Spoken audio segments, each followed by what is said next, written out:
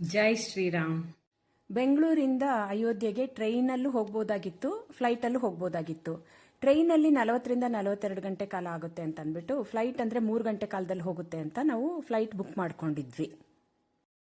ಹಿಂದಿನ ದಿನನೇ ನಾವೆಲ್ಲ ದೊಡ್ಡಕ್ಕನ ಮನೆಗೆ ಹೋಗ್ಬಿಟ್ವಿ. ಯಾಕಂದ್ರೆ ದೊಡ್ಡಕ್ಕನ ಮನೆ ಏರ್ಪೋರ್ಟ್ಗೆ ಹತ್ರ ಆಗುತ್ತೆ ಅಂತ ಅಂದ್ಬಿಟ್ಟು ರಾತ್ರಿ 2:30ಗೆ ಟ್ಯಾಕ್ಸಿ ಬುಕ್ ಮಾಡ್ಕೊಂಡಿದ್ವಿ.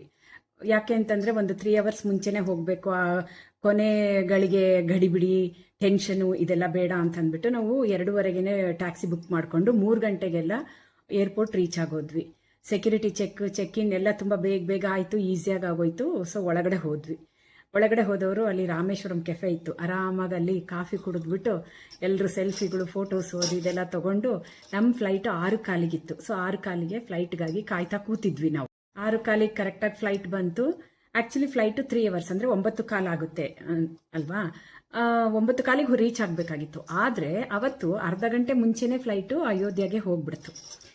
ನೋಡಿ, ಪ್ರತಿಯೊಂದು ಒಂದು ಅದ್ಭುತ ಅಂತ ಹೇಳೋದಿಕ್ಕೆ. ಅಯೋಧ್ಯೆಗೆ ಹೋಗೋದು ಬೇಡ, ತುಂಬ ಬಿಸಿಲಿರುತ್ತೆ, ಆ ಬಿಸಿಲು ನಮ್ಮಿಂದ ತಡ್ಕೊಳ್ಳೋದಕ್ಕೆ ಆಗೋದಿಲ್ಲ ಅಂತ ಬೇಡ ಅಂತ ಅನ್ಕೊಂಡಿದ್ವಿ. ಅಯೋಧ್ಯೆ ಹೋಗಿ ಫ್ಲೈಟ್ ರೀಚ್ ಆಗ್ತಾ ಇದೆ, ಫ್ಲೈಟಿಂದ ಇಳಿತಾ ಇದೀವಿ, ನೋಡಿದ್ರೆ ಮಳೆ ಹನಿ. ಆಮೇಲೆ ವಿಷಯ ಗೊತ್ತಾಯ್ತು, 2 ದಿನದ ಹಿಂದಿಂದ ಒಂದೇ ಮಳೆ ಅಂತೆ, ಆಲಿಕಲ್ ಮಳೆ ಎಲ್ಲ ಬಿತ್ತಂತೆ.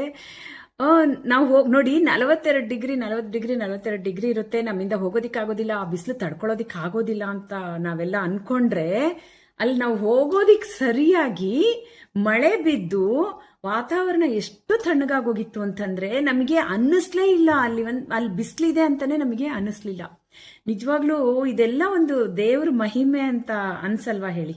ನಾವು ಹೋಗೋದಿಕ್ ಸರಿಯಾಗಿ ದೇವ್ರು ಶ್ರೀರಾಮ ಯೋಚನೆ ಮಾಡಬೇಡಿ, ನಿಮಗೆ ಹೇಗ್ ಬೇಕೋ ಆ ಥರ ನಾನು ವೆದರ್ನ ರೆಡಿ ಮಾಡಿ ಇಡ್ತೀನಿ ಬನ್ನಿ ಅಂತ ಕರೆದಂಗಿತ್ತು. ನಮಗೆ ಒಂಥರ ಏನು ಹೇಳ್ತಾರೆ, ಇದನ್ನೆಲ್ಲ ಮಿರಾಕಲ್ ಅಂತಾನೆ ಹೇಳಬೇಕು, ಒಂದು ಅದ್ಭುತ. ಅಲ್ಲಿ ಮಳೆಗಾಲನೇ ಅಲ್ಲ, ಅದು ಬಿಸಿಲು, ತುಂಬ ಭಯಂಕರ ಬಿಸಿಲಿರೋ ಟೈಮಲ್ಲಿ ಆ ಥರ ಒಂದು ಮಳೆ ಬಿದ್ದು ನಾವು ಹೋಗೋದಿಕ್ಕೆ ಸರಿಯಾಗಿ ತಣ್ಣಗಾಗಬೇಕು ಅಂತಂದರೆ ಇದೊಂದು ರೋಮಾಂಚನಕಾರಿಯಾದಂಥ ವಿಷಯನೇ ಅಲ್ವಾ.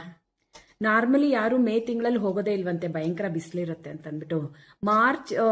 ಸೆಪ್ಟೆಂಬರಿಂದ ಮಾರ್ಚ್ವರೆಗೆ ಅಷ್ಟೇ ಸೀಸನ್ ಅಂತೆ. ನಾವು ಹೋಗಿರೋದು ಒಳ್ಳೆ ಬೇಸಿಗೆ ಕಾಲ ಅಂತ ಅನ್ಕೊಂಡು ಹೋಗಿದ್ದು. ಆದರೆ ನೋಡಿದ್ರೆ ಅಲ್ಲಿ ಮಳೆ ಬಿದ್ದು ಪೂರ್ತಿ ತಣ್ಣಗಾಗೋಗಿತ್ತು. ತುಂಬಾನೇ ಚೆನ್ನಾಗಿತ್ತು, ತುಂಬಾ ಪ್ಲೆಸೆಂಟ್ ಆಗಿತ್ತು ವೆದರ್ ಅಲ್ಲಿ. ನಂಬಿದವರಿಗೆ ದೇವರು ಖಂಡಿತ ಇದ್ದಾನೆ. ಜೈ ಶ್ರೀರಾಮ್.